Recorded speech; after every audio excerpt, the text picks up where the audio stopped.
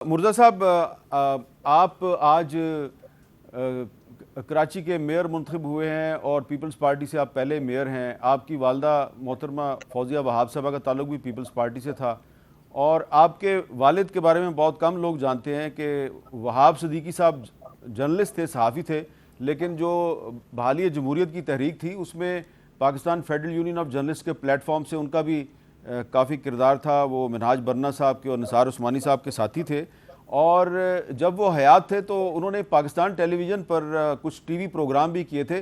तो एक मैं आपको उनका क्लिप सुनाना चाह रहा हूँ, ज़रा सुने वो अपनी ज़िंदगी में उनके क्या नज़रियात थे। पाकिस्तान पीपल्स पार्टी MRD की एक अहम और फ़आल जमात थी और तहरीक बहाली जमहूरियत में हरावल किरदार अदा कर रही थी, लेकिन उसने अपनी तमाम हलीफ जमातों पर यह वाज़ेह कर दिया था कि बहाली जमहूरियत की तहरीक पुरअमन और आईनी तकाज़ों के मुताबिक रहनी चाहिए।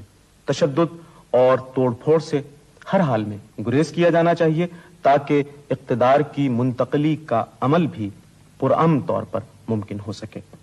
यही वजह है कि सियासी कारकुनों ने इस तहरीक के दौरान गैर आईनी तरीके इख्तियार करने से गुरेज किया और वतन पर निसार होते रहे। मुर्जा वहाब साहब, आपके वालिद मरहूम जनाब वहाब सिद्दीकी साहब ये कहते थे कि सियासी कारकुनों ने गैर आइनी तरीके इख्तियार करने से गुरेज किया और वतन पे निसार होते रहे। लेकिन आज जो कराची में मेयर का इलेक्शन हुआ है, उस इलेक्शन के हवाले से आपके जो सियासी मुखालफीन हैं जमात इस्लामी, उसने इलेक्शन कमीशन को ये ख़त लिखा है कि जी हमारे जो वोट थे, यानी कि हमारे जो इत्तेहादी थे, उनको जबरी तौर पे अगवा किया गया, वोट डालने से रोका गया और इलेक्शन कमीशन से कहा गया कि इस इलेक्शन को कालदम करार दिया जाए। आपको नहीं लगता कि अगर इलेक्शन कमीशन ने ये नतीजा जो है इसको कालदम करार दे दिया तो इससे आप पे एक दाग लग सकता है कि आप गैर आइनी किस्म की जो सियासत है उसमें मुलविस थे? हामिद साहब, पहले तो मैं आपका शुक्रगुजार हूँ कि आपने मेरे वालिद के हवाले से वीडियो चलाई। शुक्रिया कि लोग आज भी उनको याद रखते हैं और I am truly very grateful, मैं, मेरा ख़ानदान, आपके इस जेस्चर के हवाले से। मैं भी वहाब सिद्दीकी का बेटा हूँ, फौजिया वहाब का बेटा हूँ। जुल्फ़िकार अली भुट्टो साहब, शहीद मोहतरमा बेनज़ीर भुट्टो की सियासी जमात से मेरा ताल्लुक़ है। मैं भी जो आइनी उसूल हैं उनमें भी बिलीव करता हूँ, मैं रवादारी में भी बिलीव करता हूँ और मैं डिसेंसी में भी बिलीव करता हूँ। मैं कमिटेड हूँ कि तमाम जो डेमोक्रेटिक उसूल हैं उनको फॉलो किया जाए, कॉन्स्टिट्यूशन को अपहोल्ड किया जाए। आपने अपने इब्तिदाइया में खुद कहा हामिद मीर साहब कि हमारे यहाँ रिवायत ये है कि लोग इंतखाबात का नतीजा जो है वो मानते नहीं हैं जब तक वो खुद ना जीतें। तो मैं समझता हूँ यही जो माजी है हमारा, वो इस बात है कि हाफिज नईमुर रहमान साहब से आप ये तो एक्सपेक्ट नहीं कर सकते थे कि वो अपनी हार को तस्लीम करें और जो हम बार बार कहते हैं कि कराची के इशूज़ के ऊपर बात की जाए, चार्टर ऑफ कराची के ऊपर बात की जाए, उसके ऊपर बात वो करें।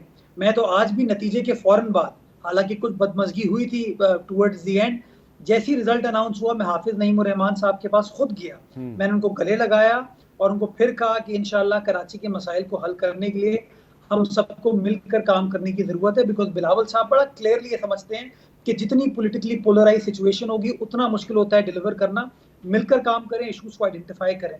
तो हाफिज नईमुर रहमान साहब अगर प्रोटेस्ट करना चाहते हैं, इल्ज़ाम लगाना चाहते हैं या कोई चीज़ एजिटेट करना चाहते हैं, उनका हक है।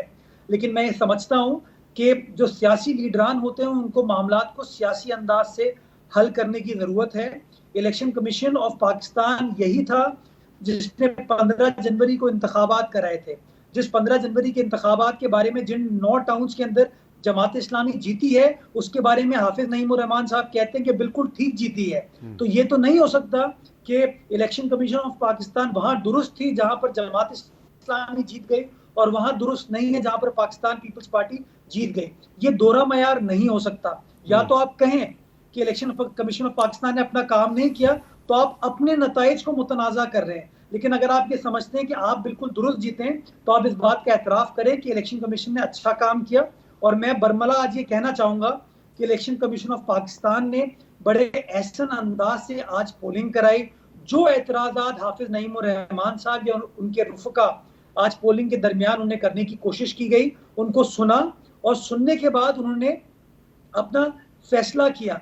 इसी तरीके से इलेक्शन से पहले हमारी कोड ऑफ कॉन्डक्ट के हवाले से गुफ्तगू हुई थी और बड़े अच्छे अंदाज में वो गुफ्तगू हुई थी। तो मैं ये समझता हूँ बेटर सेंस शुड प्रिवेल, हमें इल्जामात से गुरेज करना चाहिए, मैंडेट का एहतराम करते हुए अब कराची की फलाह बहबूद के लिए और कराची की सस्टेनेबल डेवलपमेंट के लिए काम करना चाहिए। पाकिस्तान पीपल्स पार्टी इस काम के लिए तैयार है। अगर जमात इस्लामी इस काम में हमारा साथ देगी तो हम उसको वेलकम करेंगे। बाकी जो दाग लगाने की बात है हामिद मीर साहब, जो लोग उसूलों के ऊपर खड़े होते हैं उनके ऊपर कभी कभार मोमेंटरीली कोई शॉर्ट टर्म दाग लग जाता है, बट लॉन्ग रन में हमेशा याद रखा जाता है कि वो तारीख के सही दोहराए पे खड़े थे। अच्छा, आपने कहा मैंडेट का एहतराम करना चाहिए, तो जाहिर बात है जमहूरियत में जो अपोजिशन होती है, हिज़्ब इख्तिलाफ होती है, उसका भी एक किरदार होता है। तो अब आप जब मेयर बन गए हैं तो जो आपके हाउस में जो जमात इस्लामी और PTI के जो लोग हैं, क्या उनको भी, उनके साथ भी आप अदलो इंसाफ का मुजाहरा करेंगे? उनके फंड्स को रोका तो नहीं जाएगा? एब्सोल्युटली हामिद साहब, मैं समझता हूं कि हम सबको बियॉन्ड पार्टी लाइंस कराची के मसाइल को देखना चाहिए, कराची के मसाइल के ऊपर गुफ्तगू करनी चाहिए और जो पॉलिसीज बनाने की ज़रूरत है कराची के मसाइल को हल करने के लिए वो पॉलिसीज भी बनाएं और जिस तरीके से कराची का एक रोड मैप डेवलपमेंट होनी चाहिए उसके ऊपर मास्टर प्लान का काम करें।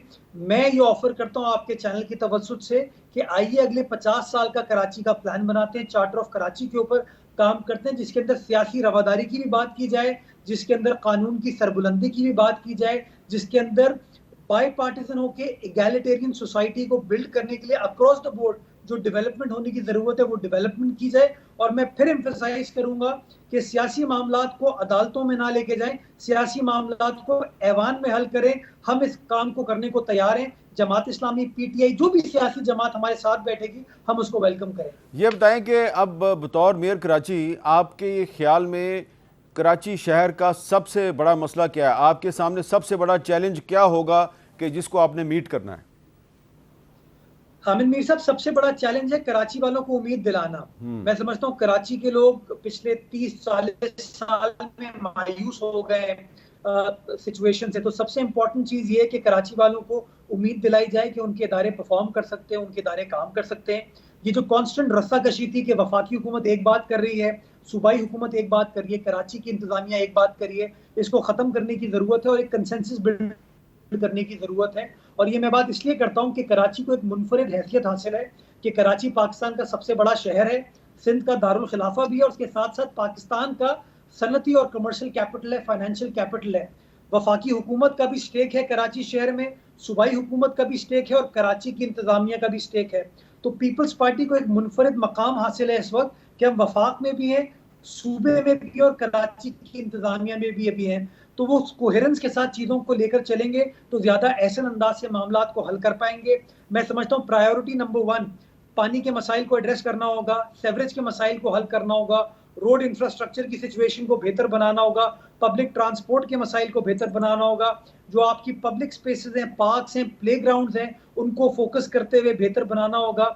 हमारा जो एक बढ़ती हुई आबादी की वजह से इंक्रोचमेंट का प्रॉब्लम है शहर के अंदर, उस मामले को हल करना होगा। एंड एज आई सेड, इन तमाम चीज़ों को करने के लिए अगले 50 साल के लिए कराची की सफबंदी करने की ज़रूरत है, कराची का रोड मैप बनाने की ज़रूरत है, कराची का मास्टर प्लान बनाने की ज़रूरत है, जो इंशाअल्लाह पाकिस्तान पीपल्स पार्टी आपको बना के देगी।